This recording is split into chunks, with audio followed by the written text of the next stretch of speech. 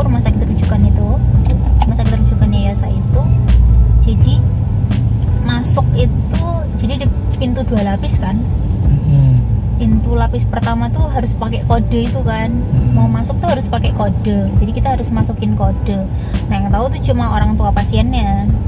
Ya, apa kode masuknya itu pintu besi gitu kan, terus habis itu masuk, terus ada ruang konsul kan, biasa kalau itu tuh ada meja, kursi, ruang konsul gitu, terus ada pintu satu lagi, pintu kaca, itu baru masuk, terus habis itu ada nurse stationnya pasti kan, ada tempat tempat perawatnya gitu kan, perawat sama dokternya nunggu di situ. Terus ada ruangan bayinya nih, ruangan pasiennya. Kalau di rumah sakit itu dibagi beberapa ruangan. Ada satu ruangan khusus yang buat kayak ruang rawat doang, ruang rawat aja gitu. Maksudnya yang nggak kasus berat, nggak butuh alat buat support hidup gitu loh, nggak butuh alat bantu nafas gitu, nggak butuh monitor apa gitu. Itu ada satu ruangan dia, itu ada banyak pasien di situ kan, ada banyak bayi-bayi gitu di situ. Terus ada ruang isolasi, khusus isolasi. Kalau di ISO ini ya namanya juga isolasi kan sendiri-sendiri kan, ruangannya sendiri-sendiri. Itu biasanya untuk kasus yang menular atau pos operasi, biasanya pos op ditaruh di ruang isolasi karena kan biar nggak ketular macem-macem gitu kan, nggak terpapar macem-macem dari bayi yang lain. Terus ada ruangan yang khusus nicunya itu yang sebenarnya yang butuh alat bantu nafas gitu. Itu ada satu ruangan sendiri karena di situ tuh ada segala macam perintilan tuh, alat bantu nafas sama monitornya itu ada di situ tuh. Terus ada lagi yang buat bayi prematur. Yang buat bayi prematur itu ada satu ruangan sendiri gitu, tuh isinya, karena bayi prematur kan biasanya ditaruh di inkubator kan. Itu ada satu ruangan sendiri gitu yang isinya inkubator gitu, isinya bayi-bayi kecil. Itu di situ sih gambarnya ruangannya. Terus Yasa itu masuk ke ruangan yang butuh alat bantu dan monitor itu. bantu nafas. Alat bantu nafas sama monitor. Satu ruangan berapa bayi biasanya? Satu ruangan ada 4 bayi. 4 bayi. Satu ruangan ada 4 bayi. Kita ada 2 ruangan sih yang bisa pakai itu kan. Yang khusus buat itu tuh ada 2 ruangan. Kalau di rumah sakit yang itu ya, rumah sakit rujukan Yayasan. Terus kalau gitu berarti orang tuanya di mana? Kalau itu ruangan bayi semua. Orang tuanya ya nunggu di luar. Jadi kalau ibunya kan bisa masuk, bisa di dalam. Jadi di dalam setiap tuh sampai ke dekat bayinya gitu. Iya, sampai ke dekat bayinya. Jadi kalau ibunya itu kan di samping apa? Jadi ada box bayi gitu kan. Di samping box bayinya tuh nanti ada kursi biasanya. Wah, kursi itu buat duduk ibunya. Nungguin anaknya. Ya duduk di situ doang.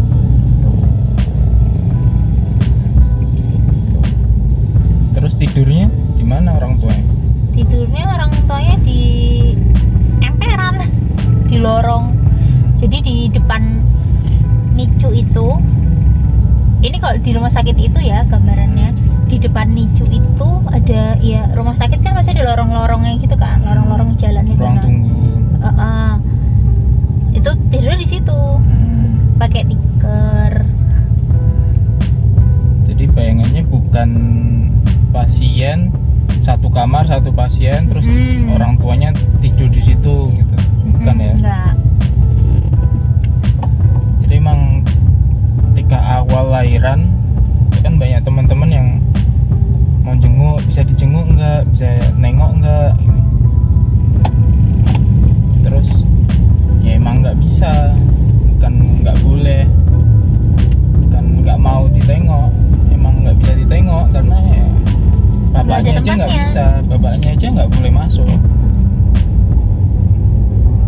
bapaknya aja nggak boleh masuk, yang boleh masuk cuma ibunya toh.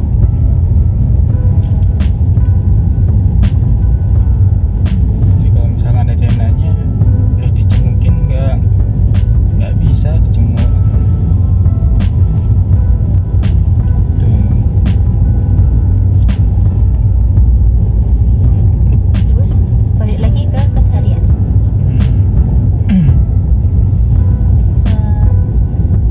Jadi kalau di sana kan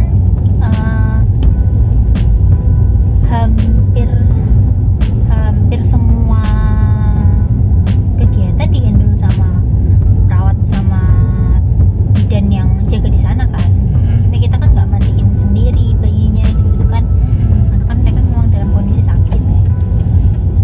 Itu semua hampir semuanya dihandle sama ini perawatnya. Kecuali kalau kayak gantiin popok, gantiin pampers, itu Boleh. kita gantiin sendiri. Kadang-kadang kita gantiin sendiri, itu pun kan mesti ditimbang gitu kan, karena kan apa urinnya tuh diukur kan. Progresnya Ukur. Jadi kalau misalnya ada apa-apa tuh tahu, misalnya ada masalah pipisnya atau dia nggak pup atau apa kayak gitu ditimbang juga. Jadi kalau di sana itu pagi nanti bayinya dimandiin kan. Jadi mandi jam berapa sih? Jam 8 ya? Sekitar jam 8-an ya. Bayinya dimandiin pagi. Itu kalau dimandiin kita semua keluar. Ibunya semua justru keluar. Soalnya kan ya ribet lah, alat-alat juga kan dilepasin kan. Alat dilepas terus pagi dimandiin, terus habis dimandiin nanti biasanya ada dokter yang visit. Jadi di sana kan apa namanya, dokternya kan banyak, dokter yang bertanggung jawab atas pasiennya tuh kan biasanya residen anak kan, residen anak atau residen neonatologi ya, subspesialis kan kalau itu, residen anak gitu biasanya. Nah setiap hari mereka tuh akan melaporkan progres dari pasien-pasien yang mereka pegang kan.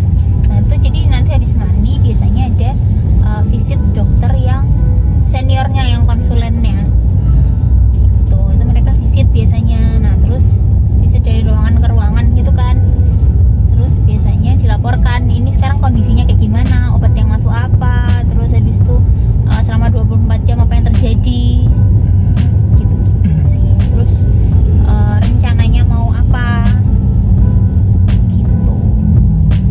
Saking jadi kan si dokter penanggung jawab pasien tuh kan setiap bulan ganti, jadi rolling gitu. Nah, si Yasa ini udah sampai berapa, 4 dokter ya berarti ya? Saking 4 kali. lamanya dia 4 di kali sana.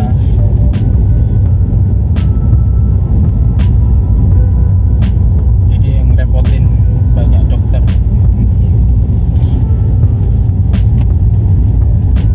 Terus mau lanjut pertanyaan selanjutnya. Terus yaudah sih paling kayak gitu, visit, habis visit nanti jadi kalau yang anaknya itu bisa disusui langsung, itu nanti akan ada jam menyusu. Jam menyusunya itu di jam ganjil, di jam 7, 9 9, 11 gitu. Kalau yang anaknya bisa disusui langsung nanti ibunya menyusui pas jam-jam segitu. Tapi kalau Yasa kan nggak Yasa, bisa disusui langsung. ya, jadi dia kan pakai Berat. gitu. Terus apalagi, ya udah nanti seharian akan nungguin anaknya. Seharian akan nungguin anaknya.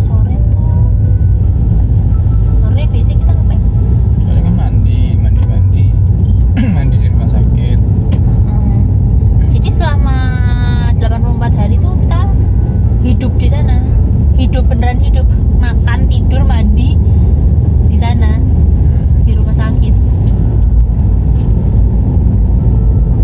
Terus malam ya udah ya kayak gitu aja ya sebenarnya, cuma nungguin anaknya aja kan, karena ya sewaktu-waktu dipanggil sama dokter buat persetujuan tindakan atau misalnya update kondisi terkini anaknya atau Kritis.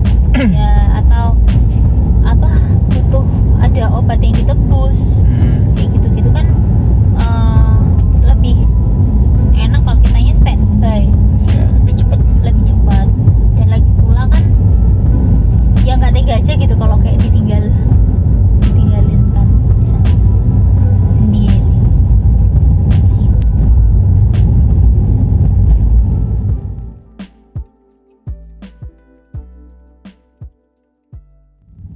Jadi hampir sepertiga akhir lah